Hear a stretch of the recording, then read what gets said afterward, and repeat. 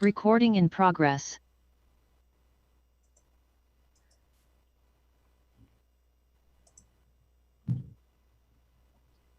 All right. Good morning, everybody. Thanks for your patience while we got everything connected today. This is Heather Thomas with the Joint Information Center for Snohomish County's response to COVID-19. I'm going to take just a moment to click buttons to make sure that all the media have permission to record. You will have permission to record this briefing, and we are also recording, and we'll post that on the Health District's YouTube page and website later today. So give me just a moment.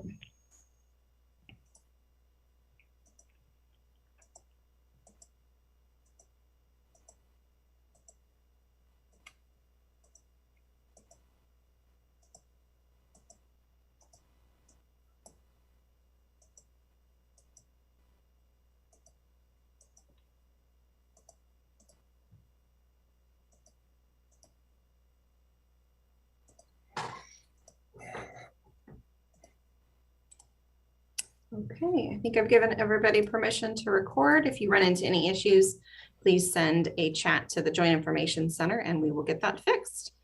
We're joined this morning by Snohomish County Executive Dave Summers and Snohomish Health District Health Officer Dr. Chris Spitters. Each of them will share a few remarks, and after they're finished, we'll take questions using the chat feature. Please make sure to submit your questions to everyone so that all of our speakers can see. Thank you again for joining us, and with that, I will turn it over to Executive Summers. Well, thank you, Heather, and good morning, everybody. I just wanted to spend a couple of minutes talking about vaccine mandates this morning. So as you all know, the federal government announced a mandate for vaccines and testing. And while it explicitly covered businesses with over 100 employees, we are expecting the State Department of Labor and Industries to extend that federal mandate to all organizations, not just businesses, including local governments with over 100 employees. So labor and industries can make more rigorous requirements than OSHA or the federal requirements, but they can't make one that is less restrictive. So the federal mandate included a testing option, vaccination or a testing option. We're expecting state labor and industries to mirror the state mandate announced earlier that did not include a testing option. So we're currently awaiting the federal OSHA rules, and then in turn, labor and industry's interpretation of those rules. So as soon as we know the details of the mandate, we will be communicating to those to our employees, and we'll let you know also. Since over 70% of our employees are already vaccinated, we don't have a great deal further to go, pretty good shape, but this will certainly cause some additional requirements. So with that, I'll hand it up to Snohomish Health District Officer, Dr. Chris Spitters. Thank you. Right. Thank you, Executive Summers. Good morning, everyone.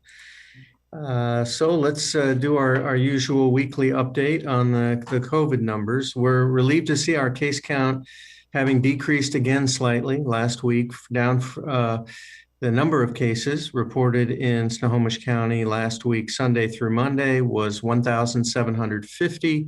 About a 14% decline from the 2,020 or so that were reported the prior week. Adding those two past weeks together gives us a rate of 447 cases per 100,000 residents for the 14-day period ending September 18. So while we're seeing a slight decline in that rate off of the peak, and maybe we're coming down the other side of this, we are still at a very high level of transmission. Although the change in direction is reassuring and hopeful, we are far from out of the woods, and this is not cause for celebration. I also want to mention, in follow-up to Executive Summers' comments about vaccination, just again to give you an idea of the importance and the value of vaccination. Up through the end of, for the month of August, the rate I just mentioned to you, our recent rates have been around 400 per 100,000.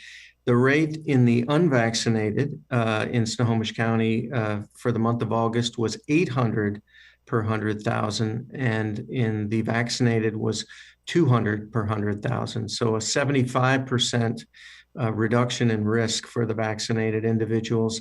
Similarly, hospitalizations, 25 per 100,000. for the month of August in the unvaccinated and 5 per 100,000 in the vaccinated. So an 80% reduction in risk there. So just more reason to seek the benefits of vaccination for those of you who have not done so. We still had 1,700 residents test positive for COVID last week. For every confirmed case, there's an additional number of people identified as close contacts who then have to quarantine. That included 1,000 K through 12 students in the county who were quarantined last week. So we've got thousands of people missing work, school, and other commitments today and this week because of the ongoing transmission of COVID in the community. So while the rates are down slightly, we still have this extremely large number of people infected, in quarantine, and also hospitalized. As of this morning, there are still 102 Snohomish County hospital beds filled with COVID inpatients. 15 are on ventilators. Those numbers are slightly lower, but not substantially different from last week. And the stress that the acute care hospital system and the rest of the healthcare system remains under has not changed substantially since we last spoke. We've also been seeing a steady increase in the number of COVID deaths. There were at least 34 in August and another 16 in the first 2 weeks of September. Those last 2 weeks, very preliminary because the death data gets resolved over the course of a couple of weeks. So although these numbers of deaths as a proportion of the total number of cases are down substantially compared to the prior big waves, like wave number 1, wave number 3, for this amount of disease and hospitalization, we would have seen many more deaths. And again, that's the vaccination preventing people from experiencing severe disease and death. But we still are seeing a bump in deaths as another signal of the ongoing transmission of COVID-19, which is real and far-reaching. These impacts, I think everyone's feeling it, from the healthcare system to government to businesses, students, families. Sustained levels of transmission like this or ongoing levels of transmission like this are not sustainable. And your efforts to mask up, keep your distance, get vaccinated, and stay home if sick are our toolbox for getting down the other end of this and getting some relief to all of us, but especially to the healthcare system, and to try to help keep kids in school and keep businesses running. I'll talk a little bit about children and schools in a minute. As you may have seen in our press release last Friday, September 17, there were 367 confirmed and probable cases and more than 2,000 close contacts involving childcares, schools, and youth sports identified in the 2-week period ending Thursday, September 16. Our child care and schools team has been inundated with cases and have been working just about nonstop to support these case investigations. Unlike last year, where schools were in a remote learning environment for the vast majority of students, our focus this year is on ensuring the effectiveness of mitigation measures so that we can keep students learning in the classroom.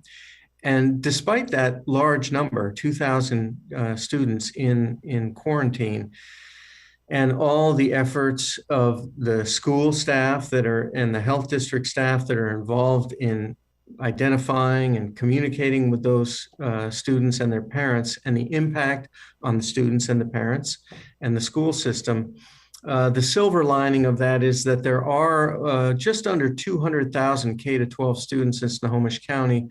So this is roughly 1% to 2% of those students out due to COVID quarantines. That means the other, 98% of students should still be in class. When cases occur among students or staff, and they will, as long as we have transmission in the community, we'll have cases popping up in schools.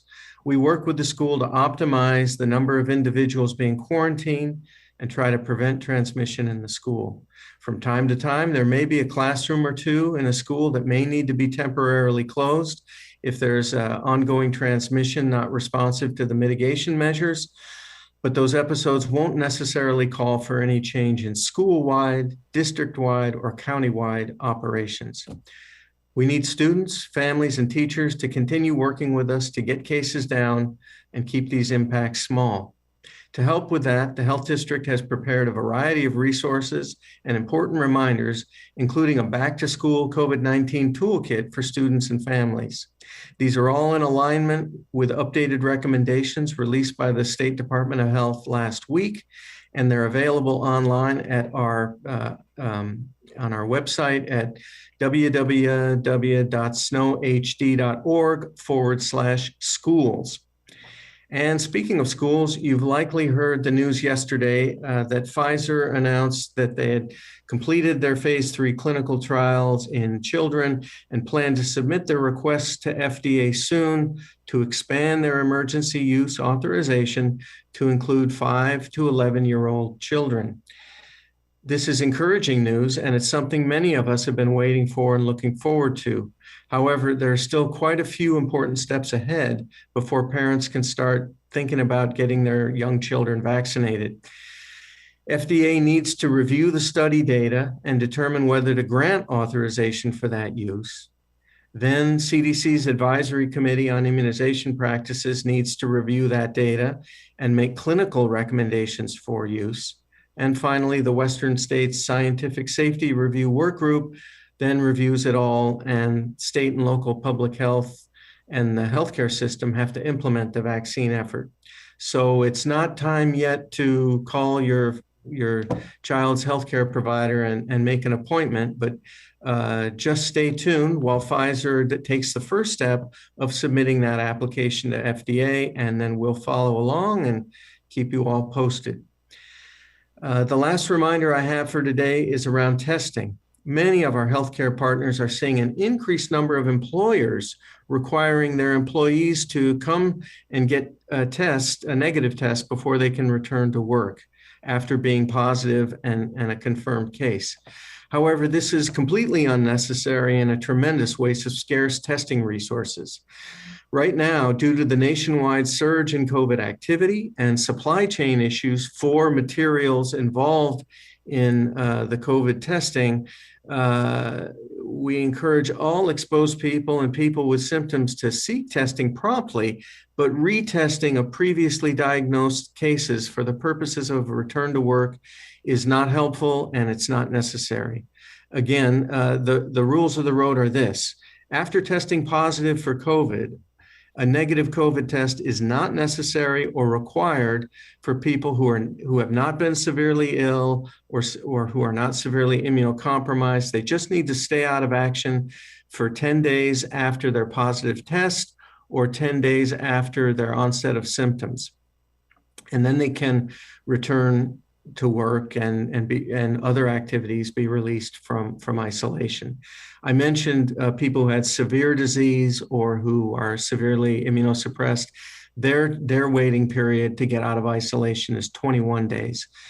So retesting folks just consumes healthcare staffing resources and testing equipment, but it doesn't change disease control. Just for employers out there, keep your workers out for 10 days after their diagnosis, then let them back in. They should not need a retest. It's gonna waste limited resources to keep requesting that. So with that, I'll turn it back to Executive Summers. Thank you, Doctor. First question is, there are 2,000 K through 12 students quarantining. Does that mean they have to spend 14 days in quarantine or out of class? Parents are frustrated with that length out of class. Can quarantine time be lowered? You're on mute. So as many of you may be aware, there are alternative options for quarantines offered, but it's at the discretion of the local health district. And right now, with Delta circulating and inability to, we're doing our best, but obviously if you look at the numbers, they just kept going up. So we didn't want to cut off quarantine periods too short. And also there's a great operational complication if you have 3 different lanes of quarantine criteria and then trying to keep all the lanes straight. Really to operationalize a robust control and mitigation effort with the schools across 11 school districts and hundreds of schools. This is what we've got to do to make it work. We're aware of the impact on the schools and the students and the families, and the best way for us to mitigate this is to get that curve down. And I regret the individual impact that it will still remain for kids who are quarantined for 14 days. But our pathway out of this is to for all eligible older kids to get vaccinated, everybody to mask up. Let's get transmission down in the community, and then these number of school cases will also go down, and the number of children being quarantined will go down.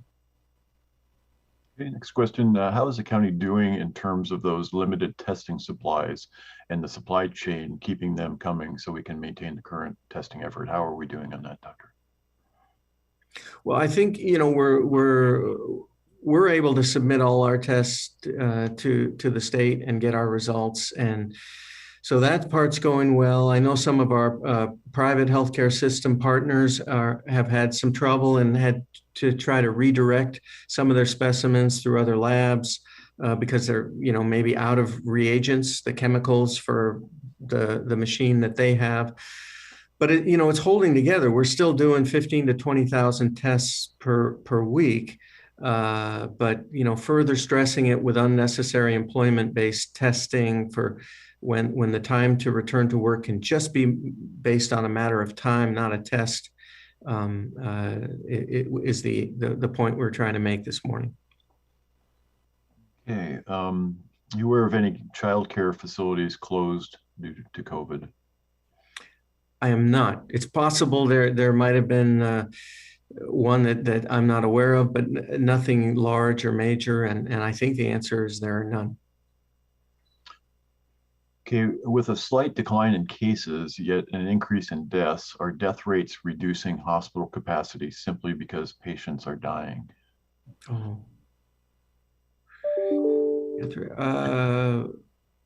I'm having I think that's, the question goes to ICUs and people kind of right. severely ill.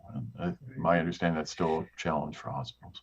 Oh, yeah. Yeah. The number of deaths compared to the number of people in the hospital, there's roughly 100 to 110 people in Snohomish County hospitals with COVID. And each day, 1 to 2 are dying. So while that's a sad thing, especially for the families and the patients themselves, it offers no relief to the hospital system. Do you believe the recent declines in the new case numbers and rates are the start of what might be a sustained downward trend? I hope so. I hope so. And it's all of our job to carry that momentum with us and keep masked up, spread out, avoid gatherings. And if you're not vaccinated, get vaccinated. I'm obviously not a doctor, but we have seen a double spike before in one of the earlier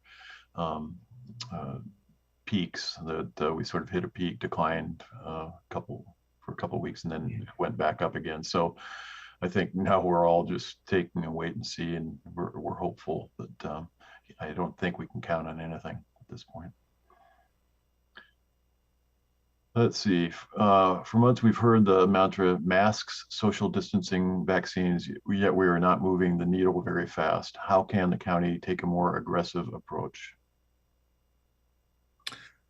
Well, I think this speaks to the transmissibility of the Delta strain, and quite over time, I think we're seeing that the relative effectiveness of the vaccine in preventing infection has declined, either with time and or due to the Delta strain itself. And so, part of it is we're fighting against nature. And, this virus is putting up a good fight.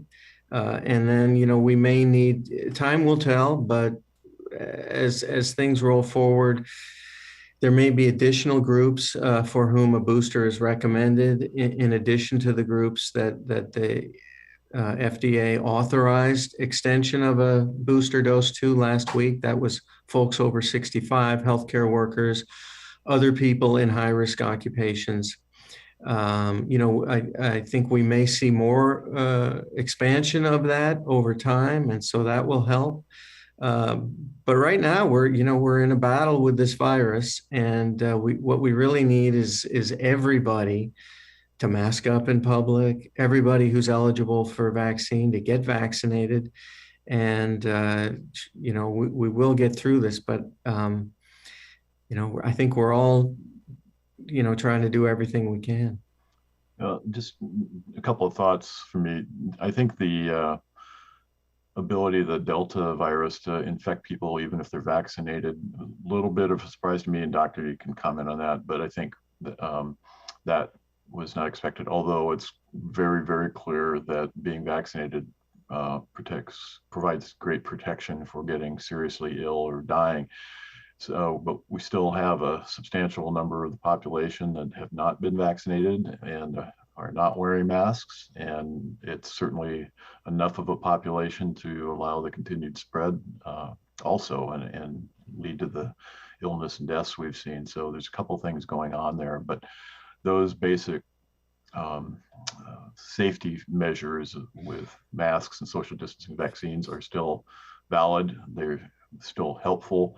They're not a total solution, but we would certainly be in an even worse place if we did not employ those. And Doctor, did I say anything? No, I think you nailed it. And again, just to accent what you were saying, recall, I think it was 2 weeks ago when Dr. Cook was on with us and noted that in the month of August, intensive care unit admissions at Providence numbered 72, 71 of whom were unvaccinated. So just one fully vaccinated person admitted to Providence ICU in the month of August. So again, although we're seeing breakthrough infections, they tend to be milder, not exclusively. There are still hospitalizations, but we don't see the severe disease with intensive care unit admission or death. Good reason to get vaccinated, even though we're seeing some decline in the effectiveness in preventing infection. But we've all got to view this, as Executive Summers suggested. It's like that, layers of Swiss cheese. Each one of these interventions has its limitations. None are perfect, but if we stack them all together, it makes it very hard for the virus to get through. And so we all need to be lining up those pieces of Swiss cheese in our lives. 100%. That's what we really need, is a full societal commitment to this effort. Could you further explain what may be coming from L&I in vaccination requirements in places of 100 people or more? And I'll start on this. The state had imposed some vaccination requirements for larger gatherings earlier this summer, and it did not include, and for their own employees and contractors, and it did not include an option of either being vaccinated or getting tested. It was a vaccination requirement. So that's the model the state has already deployed for its own workers. The federal mandate coming down was for businesses 100 employees or over. But because we're an OSHA state, we have already in the past adopted OSHA or stronger. We are expecting L&I to take those federal rules, apply them to not just businesses, but local governments and any organization of 100 employees or more, and do so without the testing option. So we're expecting a mandate at Snohomish County for our organization, because we certainly have more than 100 employees, and we're anticipating that there will not be an option for just testing, letting people off the hook. So that's our expectation. So the overall rules flow down from the federal government. The state can adopt or adopt something stronger. They cannot adopt something weaker. We're expecting they're going to adopt something a little stronger.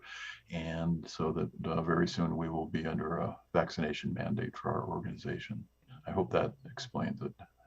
Doctor, is that consistent with your understanding?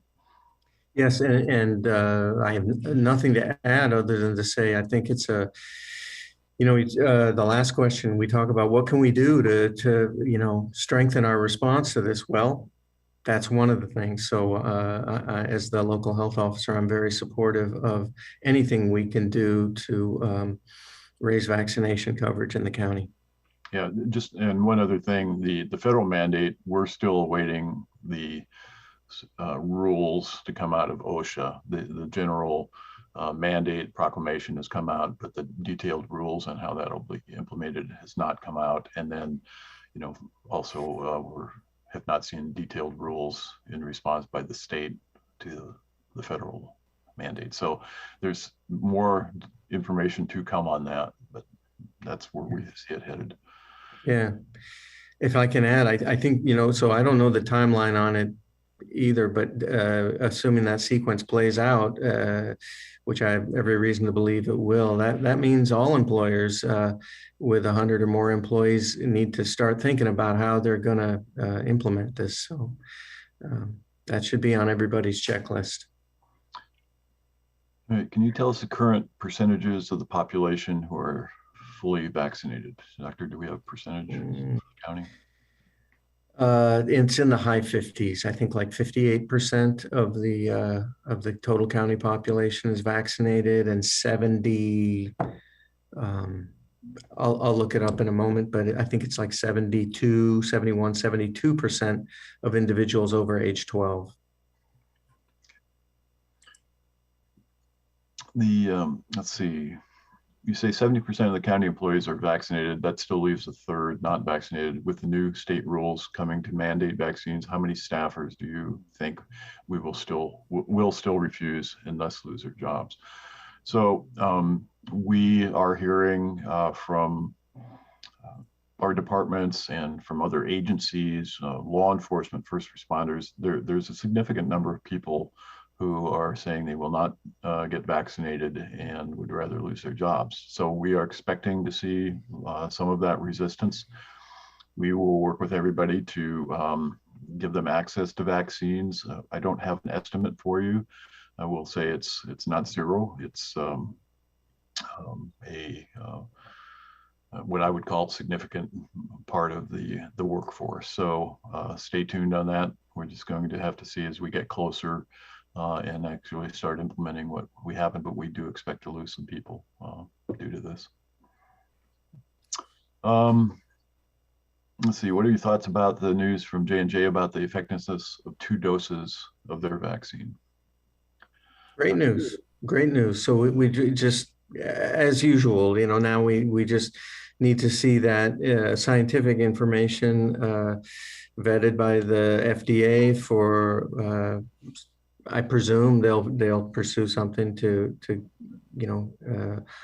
get authorization to offer a second dose, and then that'll have to be reviewed by the CDC's advisory committee again. And then if they get the authorization and a clinical recommendation, which again, that sequence is based not just on what does the vaccine do in a clinical trial, but CDC has to take a broader look of, what's the overall public health impact, what's the benefit versus risk, and then they generate recommendations based on that. So there's still many steps to go with that, and with the young children's vaccination with Pfizer, and I suppose ultimately with Moderna. So that's, these agencies are all moving as fast as they can along with the vaccine producers, but these things do take time. But it's always good news to hear that there's an additional dose of the vaccine increases effectiveness. Just going back to staffers who will refuse, it's one of the unfortunate things about this whole pandemic that continue to see just loads of misinformation and misunderstanding and fear about the vaccine that's driving a lot of people's decisions. And it's really unfortunate because we've got great experience now with these vaccines. They are safe, they are effective, they are way out, and for folks to still be sort of getting their information off the internet and just kind of crazy stuff, it's really unfortunate. Not only are we going to lose employees, but we're losing people. As we've heard today, we're, a person or more a day in Snohomish County is dying from this thing. So it's, we're just going to try to put out the best information we can, keep reassuring people, make accommodations so our employees can get vaccinated. But that's the path forward. Yeah, can't emphasize enough the importance of, avoiding hearsay on social media as a source of information for health, whether it's COVID or, other health matters. Look to CDC, Washington State Department of Health, the Health District, reputable academic sites, University of Washington. But be careful about what you see on Instagram and Facebook. Check your sources. If it sounds unbelievable, it probably is. That's it. All right. This is Heather in the Joint Information Center. I want to thank everybody for joining us today. We're going to go ahead and wrap up, but please stay tuned for future meet availabilities. Thank you.